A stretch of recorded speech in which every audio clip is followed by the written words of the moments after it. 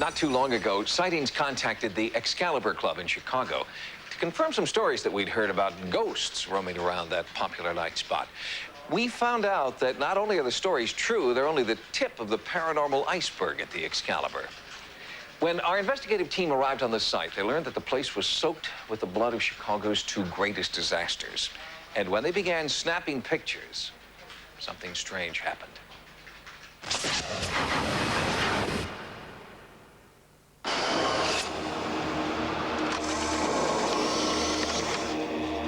Psychic investigators on site believe this photograph is evidence of paranormal activity. There are two clear presences on that photograph, detectable energetic presences, which means that something strange happened. The activity is happening inside this historic building, now called the Excalibur nightclub in downtown Chicago. The club's dome room seems to be the focus of intense and persistent haunting, an eerie energy that seems to attract a certain kind of customer. It's a very underground club. A lot of the people that hang out in the club, they're into the occult, the darker aspects of the club scene definitely hang out here. And I'm sure a lot of that is due to the energy that's in this room. But it is the club's employees who seem to bear the brunt of the haunting in the dome room. Tom Neubauer is the club's creative director. Many shaken employees have confided in him about their ghostly encounters after closing time. At the end of the night, if everybody's left and we're closing up the club, there's candles, lit, set throughout the club. The waitresses or the bartender, whoever's breaking down the room, they'll go throughout the room, blow all the candles out, and they've walked in 5-10 minutes after they've blown all this stuff out, and the candles will all be relit, and we're talking like 30, 40, 50 candles. I became a believer when I first saw the candles.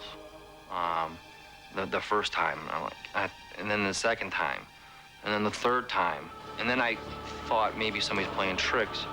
But when I locked down the room myself, and I have the key, I truly believe there's something going on here. What it is, I don't know. What we do before the club opens at night is just kind of run upstairs and do a bathroom check. And I ran up there and I ran in there and I actually thought, I was like, haha, I'm all alone, maybe I'll see a ghost. And went to wash my hands and I had heard crying, and at first I was like, what is that? And I stopped for a moment and I was just this really small voice just crying. I was just, get out of here as fast as possible. I saw something right beyond this bar. I walked in to shut the lights off, and next thing I see is a white tuxedo feature with reddish hair glowing beyond the bar. I looked one more time to make sure, and it was gone. There was nothing there. I had one experience. I smelled the most horrible stench of just death, rotting flesh that I've ever experienced in my life. It was almost made me pass out. It was so intense. There's no other place in the entire room that you could smell it, just in this one little spot. And we looked around, there's no explanation whatsoever. A possible explanation for that foul stench was revealed when a Sightings investigative team began to research Chicago's tragic past and its connection to this landmark. In the 19th century, this was the site of the Chicago Historical Society. It burned down during the famous Chicago fire of 1871. There's one account by the librarian of the Chicago Historical Society who claims that as he was trying to save items from this building, the building was here in 1871 when it was burning, and had to jump for his life, that there were some women who had come inside the building to escape the fire. There's a possibility that those women perished in this building. Although not as famous as the Chicago fire, a pleasure boat disaster in 1915 claimed nearly 10 times as many lives. The Eastland disaster occurred on July 24th, 1915, when the Eastland, which was a excursion boat, capsized in the Chicago River, and the 2,500 people on board, about between 800 and 900 people died.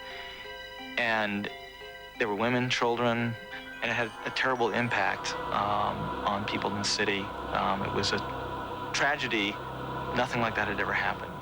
There's also been some speculation that after the Eastland disaster in 1915, that that this building we're in now was one of the temporary morgues that had been set up for the victims.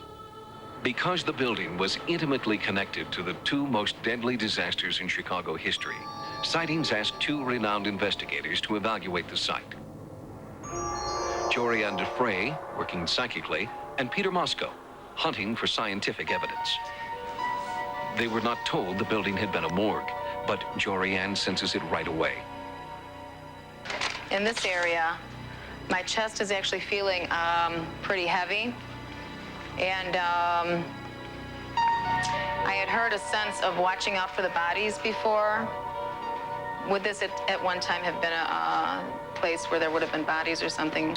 Well, when they had the big naval disaster in the Chicago River, the Eastman, Yeah. the cruise ship capsized, and there were hundreds of people that died. This room was used as a temporary morgue. Oh, this room was? Oh, Yeah. great. Okay. I just heard something like, stop and watch me, stop and watch me. Okay, and that's actually up in this area. Somebody like wanting to be watched. I don't know if it was along the catwalk. And I had picked up the sense of like a child.